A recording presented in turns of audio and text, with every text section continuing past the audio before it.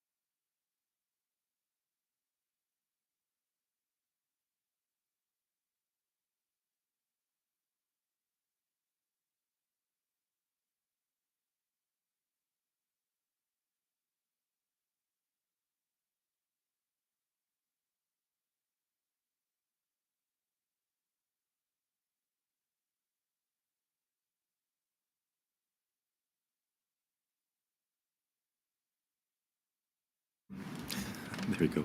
Good morning, ladies and gentlemen. My name is David Ainsworth. I'm Head of Communications for the United Nations Secretariat of the Convention on Biological Diversity. And it's a delight to see so many people physically here in the press conference room on the lendemain, the day after the closing of COP15, the United Nations Biodiversity Conference. This will be the last press conference. Today, we are very pleased to have with us, first of all, His Excellency Huang Rongqiu, the COP15 Presidency. We are also delighted to have the Minister representing the host country, His Excellency Mr. Stephen Guilbeault of Environment and Climate Change Canada. We have Inger Anderson with us, the Executive Director of the United Nations Environment Program. Regrettably, Elizabeth Maruma Mrema is not able to be with us, but our illustrious trio here are going to be able to speak to you about the events and how things happened over last night and moving forward. The format will resemble the other conferences. We'll have remarks from each of the panelists, and then we will take a number of questions. There will have questions online, as well as some questions in the room. So what I would like to begin with, I would like to invite His Excellency, the COP15 President Huang Rongqiu, to speak, and we have interpretation. President. 好，各位媒体朋友， Media friends, greetings to you all. The conference of COP15 has concluded, but still, I would like to extend my warmest welcome to our final press briefing here. I am very grateful to all of you because during the conference period, you have extended your support to us. I think Montreal is a city of art. It is also a place where we can realize our dreams. Let me briefly share with you my feelings after arrival. The first few days after I arrived, well, the weather was not good. It was cloudy. Every day I saw thick layers of clouds in Montreal. And so my heart was also very heavy. I felt a lot of pressure. I was wondering what kind of progress or what kind of achievements could we make from the negotiations. And I really need to thank Mr. Guilbeault. Actually, there was a big snow, and there's a Chinese saying that snow will bring good luck.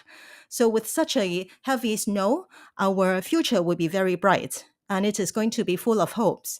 And during the small hours of the 19th, when the framework was endorsed or adopted, we celebrated and we all applauded and cheered.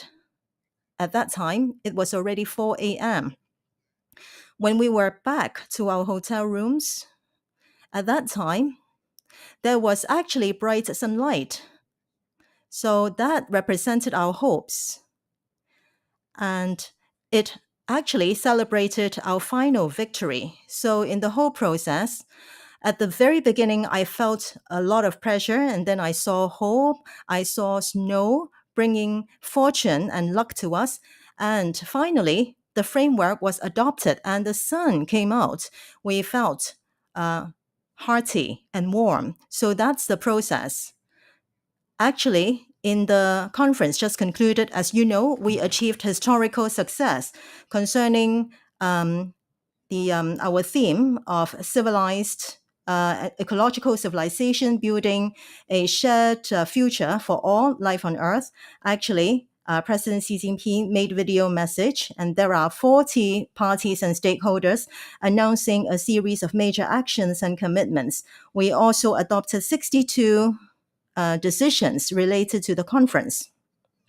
More importantly, we reached a historical, iconic outcome document, and that is the Kunming-Montreal Global Biodiversity Framework.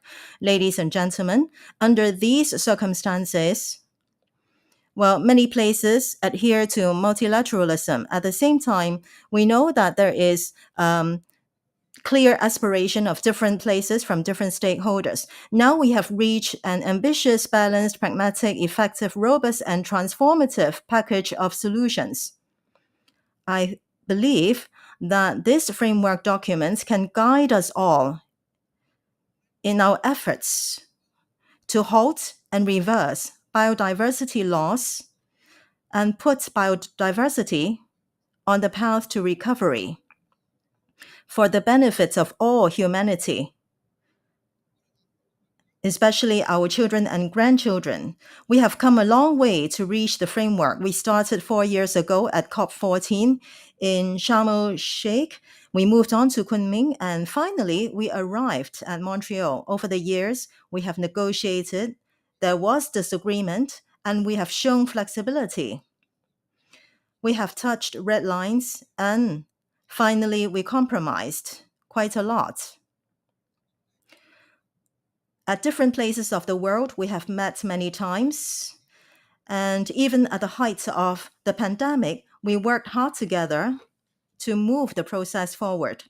Actually, we are moving forward biodiversity governance.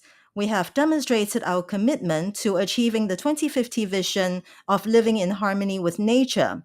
We have also demonstrated that our commonalities far outweigh our differences.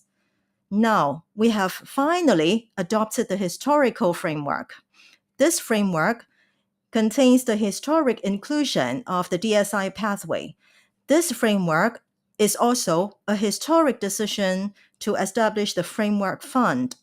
And this framework also describes to us the 2050 vision to live in harmony with nature. This is historical.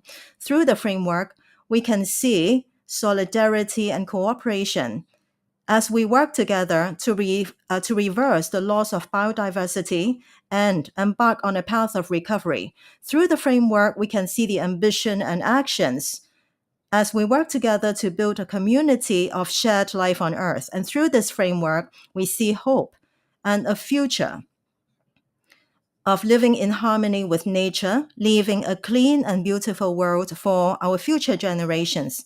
I would like to take this opportunity to once again express my gratitude to the host governments of Canada, Quebec, and Montreal for helping to make the conference a success, and to Minister Gilbert, I would like to express my gratitude. And to my 6 coordinator ministers, my friends, 2 working group chairs, 2 framework co-chairs, and the Bureau members representing various regions, I thank them for their leadership and coordination. I thank the entire Secretariat staff under the leadership of Executive Secretary Anderson, as well as the UNEP Executive Director Anderson and his team. I would also like to thank the leadership of Executive Secretary Mrema. And then for my own team, I also extend my sincere gratitude because they have been working endlessly, tirelessly, so as to achieve success in our conference. I would also like to thank all parties and stakeholders for showing the greatest ambition, the greatest flexibility, and the greatest spirit of compromise in order to bring us to a common framework that belongs to all of us. And that is also our common victory. Besides, I would like to thank all crew members working for this conference, including interpreters, the policemen outside, and various service staff members, friends of the media. It is because your effort and your support that we're able to conclude our conference successfully. Do not say that Liuchun Pass is as hard as iron and is so difficult to overcome. Actually, we should revive ourselves and move forward. Achieving the framework is the successful conclusion of the conference and an exciting new beginning for global biodiversity governance. As president, I hope that all the goals and commitments reached at this conference will stand the test of time and be fully implemented. By the time in 2030, when we do global assessment, I hope that our ecological and natural environments will be healthier, stabler, and a lot better. And I hope the trend of biodiversity loss will then be reversed. In the next 2 years, together with my Bureau members and the Convention Secretariat, we will continue to carry out my duties as president and work with the parties and stakeholders to ensure the effective implementation of the framework. Once again, thank you very much. I'm happy to take your questions. Thank you. Thank you very, very much, Your Excellency. We are very fortunate that we have with us Mr. David Cooper, who's the Deputy Executive Secretary of the Convention on Biological Diversity. Given how much work he was doing last night, I'm impressed that he's able to come. You can set yourself right beside Inger.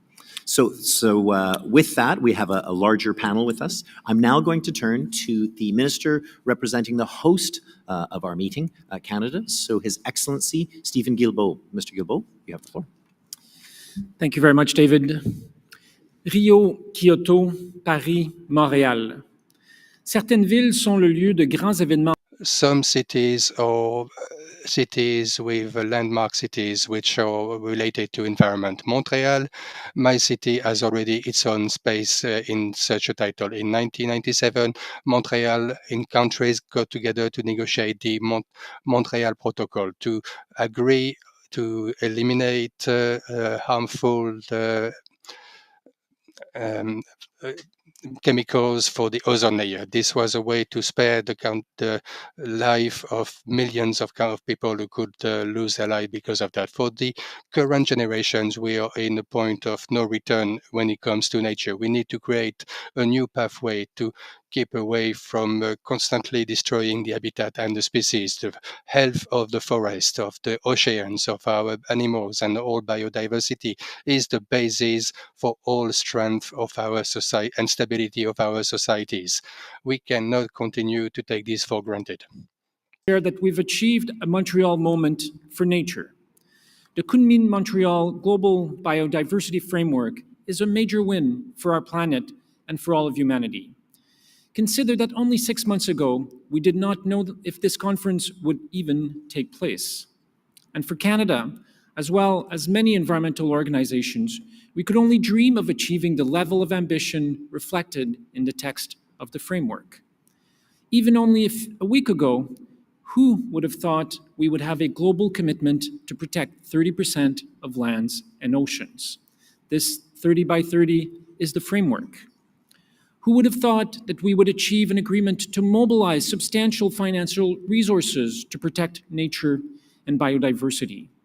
Resources that will support countries who are host and steward to the majority of the world's biodiversity. It is in the framework. And on many other points, the text reflects a high level of ambition. Here, I must extend a deep thanks to both the Presidency and the Convention on Biological Diversity Secretariat. Working in tandem, you have succeeded in guiding the process to great effect. To my counterpart, Minister Wong of China, thank you. Xie. Thank you. 谢谢. And thank you for entrusting me to co-facilitate ministerial consultations alongside Minister Fouad of Egypt to find a path on 30 by 30. To the entire team of the Secretariat, including Elizabeth, as well as David and Inger at UNEP, thank you so much. And I think this conference has been also a journey for the presidency's country and my own country as host country. I think that together over the last 6 months, we've journeyed together to bring this meeting to a successful outcome. And for that, I'm extremely grateful to you and to the entire Chinese delegation. Thank you so much. And thank you to all of you. Merci. Thank you very much, Minister.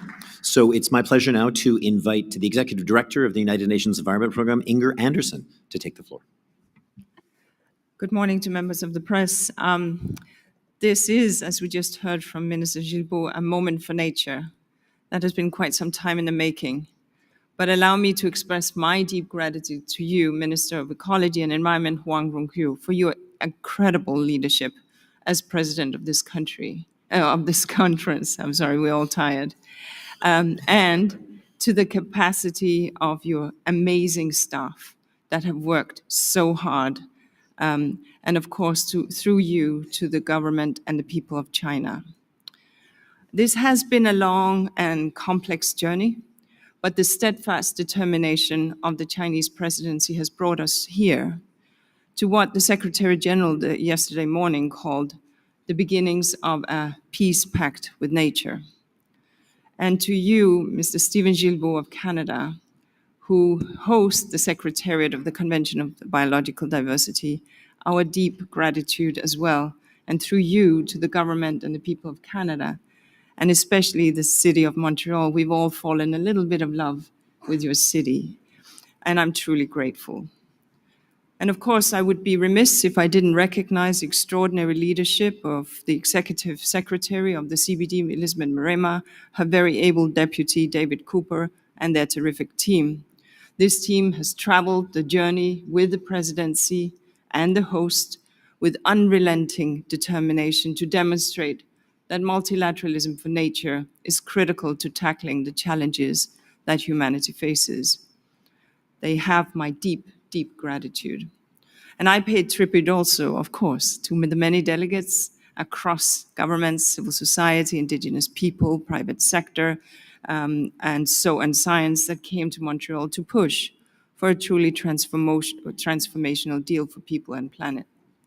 And yesterday morning at 3:30, we did it. We made history in the adoption of the Kunming-Montreal Global Biodiversity Framework. And so this is indeed critical that we now have this framework. This new GBF is fundamental because it is providing that package deal.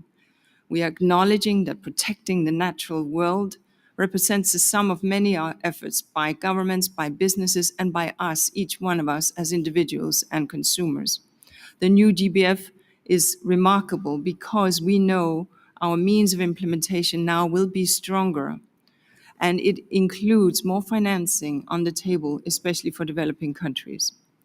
The new GBF is different because we know that we need to have to do better in what we've done up until now to ensure a fair and equitable share of benefits that derive from genetic resources. And this new GBF is different because we know that we must account for everyone's footprint. But we also know that the framework is not just about words, it's about the actions that drive the transformations we need in relationship between people and nature. And here, we'll be honest, time is not on our side. We've backed nature into a corner, and it's time to ease the pressure. 1 million species nearing extinction, 10 football pitches lost a minute, 3 billion people impacted by land degradation. It's a long list. I could go on with all this. But we also know, and this is a remarkable thing, that nature is very forgiving. If we give it half a chance, it will bounce back. And when we give nature a chance, we give human health a chance. We give peace and prosperity a chance. We give people everywhere a chance. So let's now pause, but for 1 second, to embrace the history that we've made here in Montreal. And let's now get down to the business of delivering this framework for people and for planet. Thank you. Thank you very much, Executive Director. And so we now have the pleasure to hear from David Cooper, who is the Deputy Executive Secretary of the Convention on Biological Diversity. David, a few remarks from you. Thank you. Thank you very much, David, and good morning to everyone. I'm very pleased to have this opportunity on behalf of Elizabeth Marema to make a few additional remarks.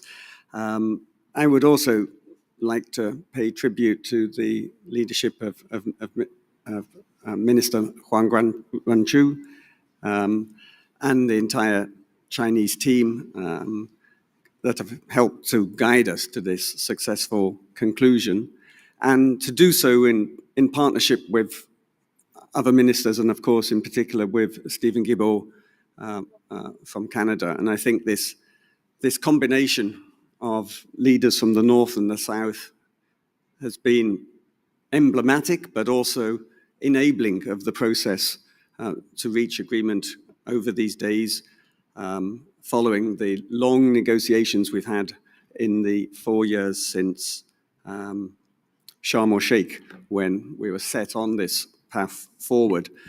And I think as as the other speakers have said, this is a triumph of multilateralism.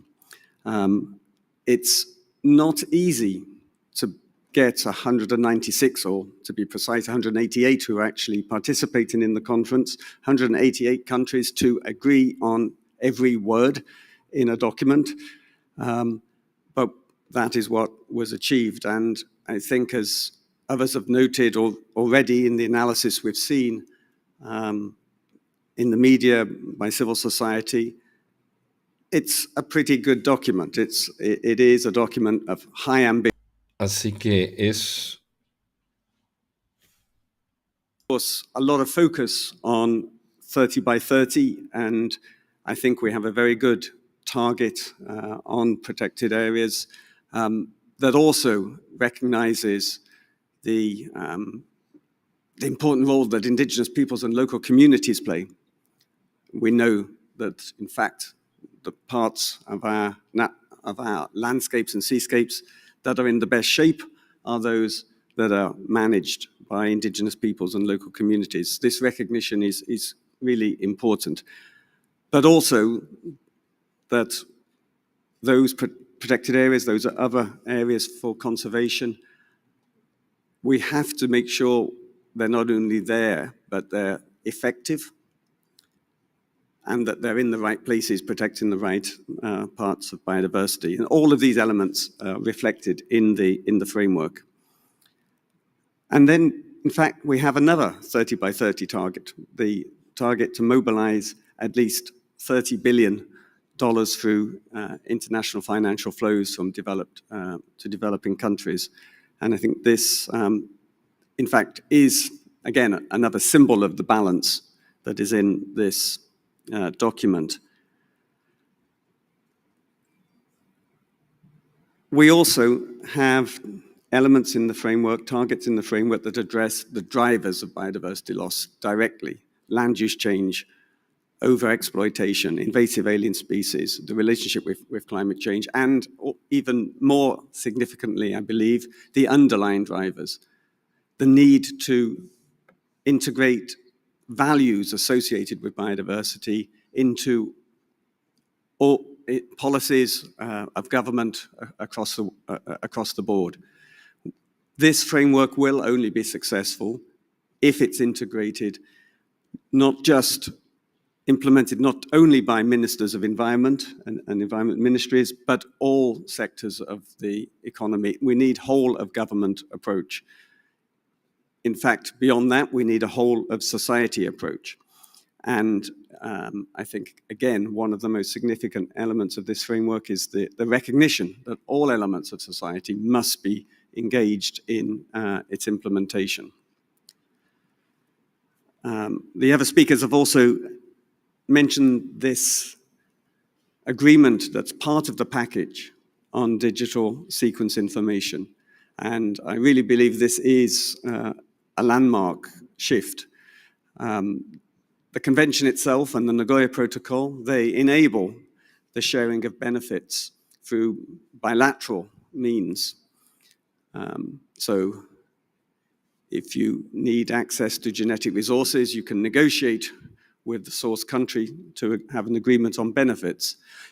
Over years, as more and more of this genetic information is digitized and stored in global databases, this can perhaps undermine that requirement for benefit sharing. So this recognition that we need to have in place a mechanism predominantly at the multilateral level to ensure those benefits are shared is really significant. And I believe that it's important not only for the work under this convention, it will be important for work that's happening elsewhere, including, for example, the work in WHO on the pandemic influenza, on the pandemic preparedness treaty under negotiation. Finally, as others have noted, as Inga has just said in particular, and as Francis Ogwell, one of the two co-chairs, which together with Basil Van Aert would like to pay tribute to for leading the work over the last few years, as Francis said in accepting the award from Elizabeth Marema yesterday, this is just a piece of paper. And now the real hard work begins of implementing it. We have elements this time, a good framework of indicators that will, as well as a decision on regularly reviewing progress, that I believe will help us be more successful than we were with the Aichi targets in implementation. And perhaps even more important than that, we have much more attention of world leaders. And for that, of course, we also thank you, the media, for the role you do in spreading the message, in highlighting the importance of these issues and of the need for urgent action. What we are trying to do is not easy. We hope that this agreement, even though it's only a piece of paper, will just make that a little bit easier. Thank you.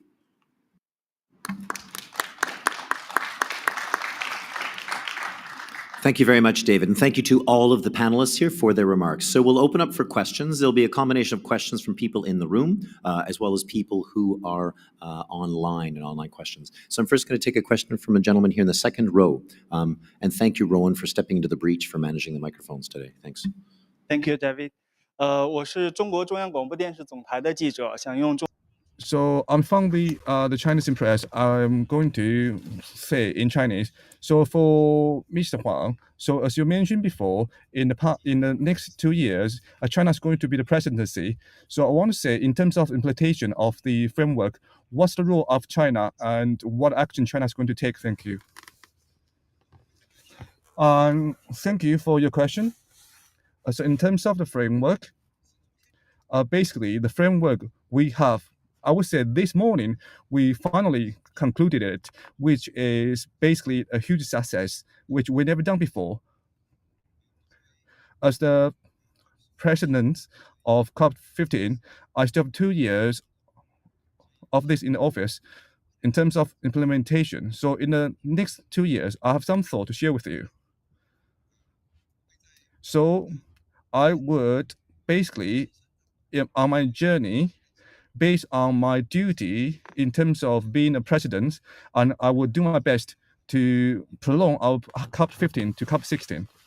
So basically, by making sure that all the goal will be achieved and in terms of implementation, but there are 2 things I want to share with you, which I think are of the most importance. The first one is that under the framework, we will have the fund. So I hope with the Drive Fund Me, and all of us can basically take this fund into practice by 2030, and then into practice. By doing so, we can solve all the problem in terms of the shortage of funding for biodiversity. The second one I want to share with you is that in terms of DSI, in terms of the implementation, and during the convention, we have established the DSI implementation and strategy, where we will have the multilateral negotiation, and we also established that the roadmap between COP15 to COP16, where we will have some group to be dedicated to this job. So in terms of promoting this work, I will work as hard as I can as the president, so that in COP16, we will have a really great success to handle it. The next one I want to say is that in terms of the framework, with the guidance we have, in terms of biodiversity, with all the government and all the sectors, which is quite important for us. So we will basically to do all the resources in terms of mobilization, in terms of reporting and assessment. And the third one is about education and data sharing, which is something I have to promote. We have to ensure that the indigenous people and the local community, women and young generation, and also girls and the youth, and all of other people can be involved in this in this framework. Last but not least, something is really important for me as the president. We have to prepare our best for the starting of COP16. And of course, at this point, I will closely be in touch with the next presidency from Turkey and to basically make the best meeting convention of COP16 and to do the best handover as we can. So this is what I want to share with you as the president in terms of my roadmap of the following 2 years. Thank you. Line here too, and we'll come to other people in the room in a minute.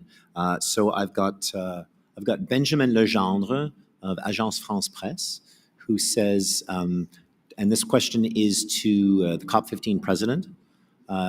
Benjamin says that Target 19 talks about, quote, countries that voluntarily assume obligations of developed country parties to reach this 20 billion target by 2025. Is China one of these countries, and what offer does it bring to the table? Minister?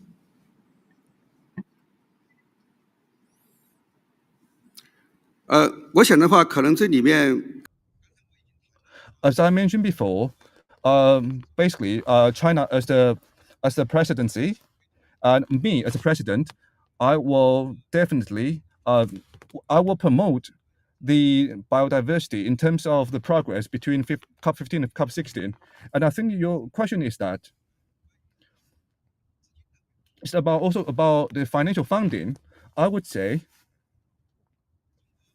China, in terms of the funding, what attitude China has, I would say China is one of the largest developing country, which is true.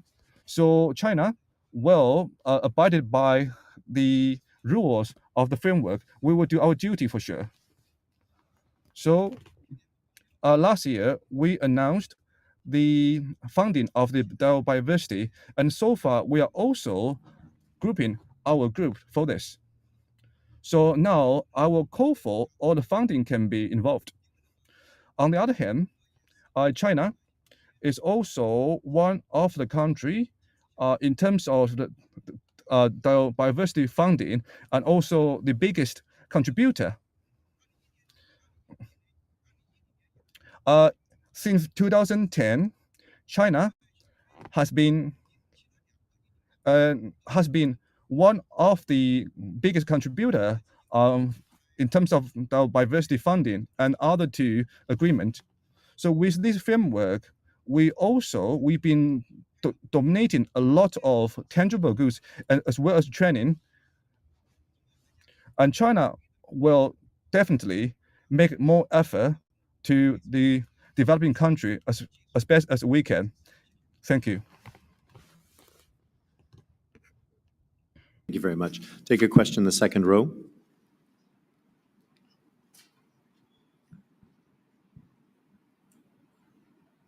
谢谢，我是来自新华社的记者，将用中文提问。想请问黄润秋主席，您如何评价本次通过的框架是否达到了兼顾雄心与务实平衡的目标？谢谢。好，谢谢你的提问。我想你这个问题的话呢，这2天国际社会已经做。Yeah, I think in the past 2 days, the global community already responded to this. They all think that we already concluded the framework. And I think as a president, I think we make a great success already. In terms of ambition, as the gentleman next to me already said that, from the framework, we will say 30-30. This is already one of the ambition we have achieved. And in terms of resource motivation, I would say we already have the fund, as I mentioned before, which is going to be really helpful for the developing countries. So by 2050, we will contribute 20 billions a year, and by 2030, we will do at least annually. So by 2030, we will do 30 billions by 2030. And of course, from other different channels, including financially from the private sector, etc., we will have 200 billions funding for the biodiversity as well. So in terms of strengths, you can see this is quite ambitious, and this is really difficult to achieve. So the third one is quite historical and basically including the DSI into the framework. As David already mentioned before, a DSI 4 years ago, this basically 4 years ago, we thought this problem cannot be solved. But with the past 4 years, we already solved the problem. We already solved it not, and all the parties already been satisfied, which I think was kind of difficult challenge as well. In terms of our goal, and in terms of supporting the goal, and in terms of basically in terms of shifting our different resources, we have been doing our best to make the balance in terms of the resources given, and we also have an XBI support. So in terms of their support and scientific base, and through our different negotiation, finally, we have found that the goal, the balance, and the best combination between the goal and our resources that we can use. So basically, as I said, we can see the subtle balance between these two, and these two is really, really precise. So maybe one tiny adjustment can change and maybe bring our collapse. So I think the balance is so far is perfect. So I think, once again, I think frameworks is ambitious and also balanced at the same time. Thank you.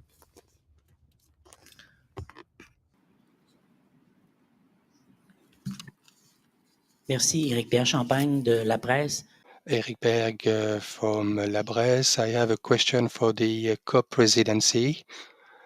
The Chinese presidency, it seems that there has been a good cooperation between Canada and China during this COP. And do you believe that this success will be a way to facilitate and make the diplomatic relationships easier between both countries? You know, there are some issues where they are difficult and there is a bit of tension. Do you think this will be a way to improve relationships between both countries?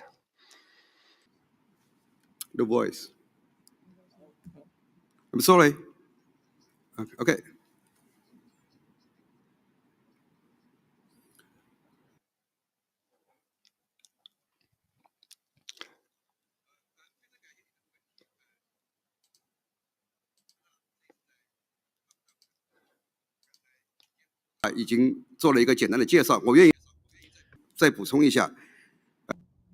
Yeah, of course.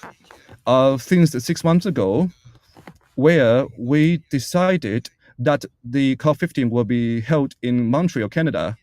In terms of the work level, also between the cooperation between myself and the gentleman next to me, we have been closely in touch. I would say once a week we have a meeting. And also, we, on a regular basis, we still have different meeting in terms of our preparation, and also the question we might be asked. So in terms of this point, I have been sending my hugest gratitude through the meeting. So I'll say Canada has been really helpful. And also the great success already in front of you. So far, I would say in terms of the cooperation between Canada and China, there has been a lot of great success between us in terms of our collaboration between two countries since the 90s. And one of the example is that China, international Chinese international development cooperation, which is one of the highest council in terms of the Chinese development, and Canada has already been one of the members since the 90s and one of the biggest contributor among the council. So on the platform based on the last 30 years of cooperation, so you can see we have been really helpful and great to each other in terms of giving each other advice and different cooperation. So in terms of our diversity in China, of course, I think Canada has been there for us. So in terms of history, you can see there has been a great tie between both countries. And in terms of the global cooperation, which is basically also set a great example globally. So myself is vice executive, and we have all the vice president, president here from the different groups, and here on the panel, they are all important members of staff. So that's why we have made a lot of great success in the past few years. So I would say China and Canada, we don't have any disagreement in the past, and we don't have any confrontation between these two countries. Basically, you can see being good to each other in terms of country, this will bring welfare for both countries. And China has been open and has been willing to accelerate our cooperation between the two countries. So I hope that in the future, during the process, Canada can be more involved in terms of our cooperation, which will once accelerate our great cooperation and relationship between two countries already. Thank you. Je pense que la question était posée à la présidence chinoise. Well, the question was about the Chinese presidency. We got a question here up front. I guess it's Mike Casey of the Associated Press. Hi, Mike Casey with Associated Press. Again, congratulations on the conference. This is for the COP president. After the vote and the intervention from Congo, there was some questions of legality of the framework, and I wanted to see if you would like to comment on that and how that was resolved.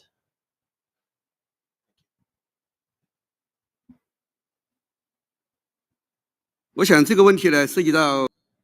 believe this question involves the procedural points of the conference, so I would like to defer to Inger or some representative from the Secretariat to supplement, please. And then possibly David Cooper to answer. Thanks very much, Inger. Go ahead. Sorry, I didn't understand what you said, David, but I understood I understood your question perfectly. So no, thank you very much for that. Clearly, when the gavel went down, the framework was then approved. There was no formal objection logged as per UN procedures. Accordingly, therefore, it stood. However, there was a sense among some in the room that they would have liked to have had the chance at 3:30 a.m. in the morning to have a deeper exchange. Based on the advice from the Secretariat, this was delayed because everyone was exhausted. However, the following day, there was very good exchanges amongst and between a number of delegations, and it was actually very noticeable that in the first statement that the president, where he gave the floor to the distinguished minister from the DRC, she made a statement in which she wholly endorsed the framework and its validity, yet also, of course, was concerned that her desire for additional resources was still not met. I think we all can be sympathetic to the desire for more resources.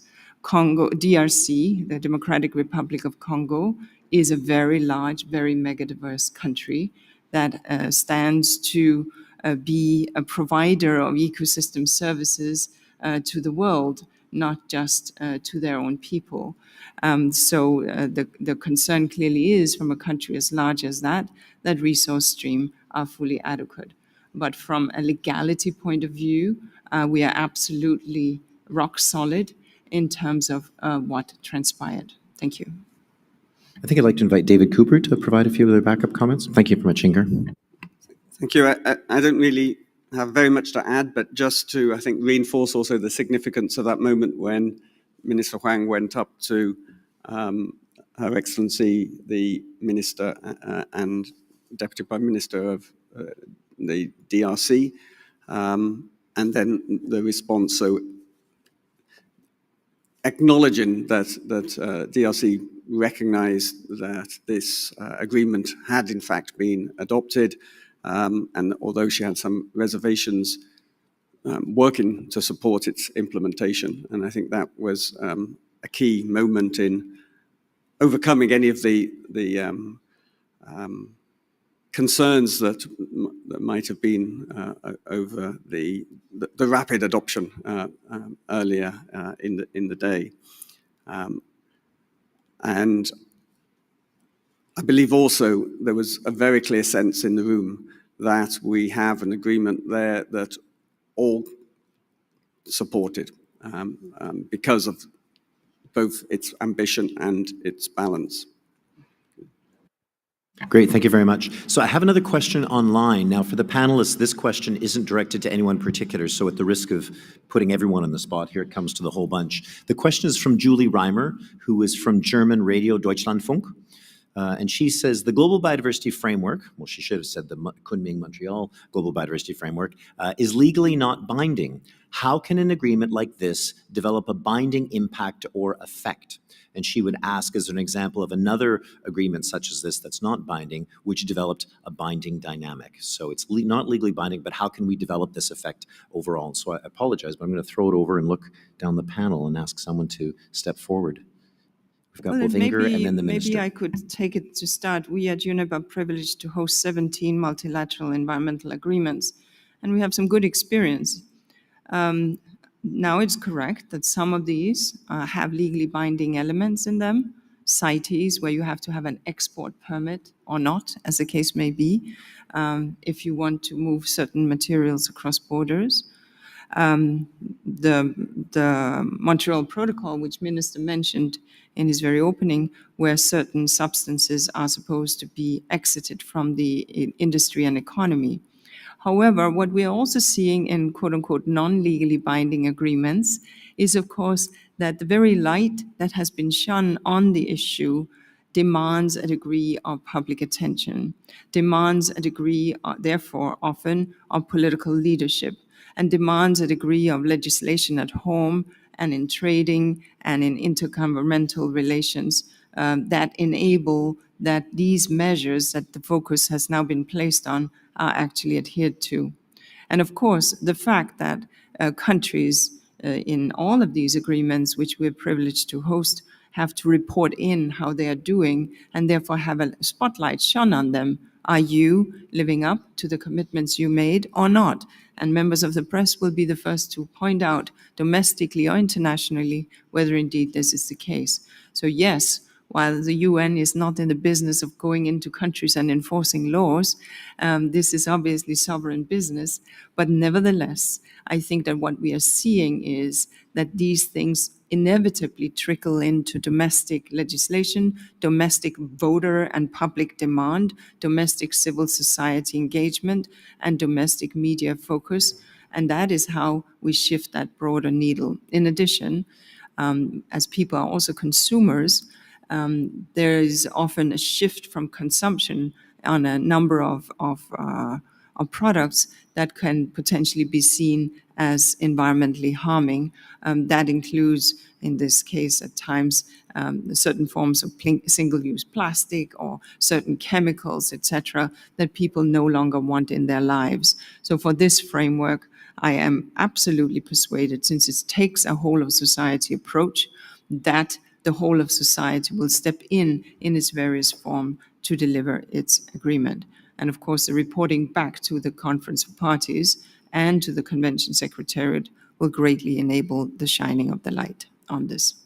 Thank you. It looks like Minister Guilbeault wanted to also report. Briefly, I would echo what Inger just said, and I think the next step for many of our countries, certainly including mine in Canada, is to develop legislation to enshrine the targets that we've agreed to here in Montreal as part of the Kunming-Montreal Biodiversity Framework in law.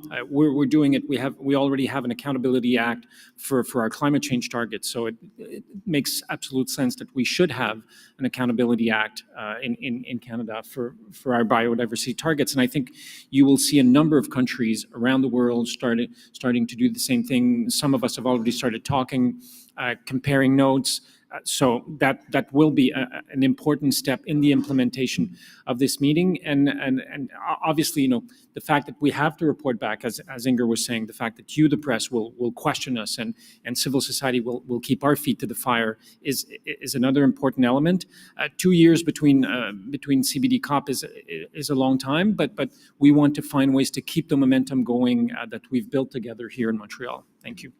Excellent. Thank you very much. So, regrettably, to those online in the room, we're going to have to bring this to a close. We're through. I want to thank our distinguished panelists who are no doubt exhausted, but for taking their time with being with us.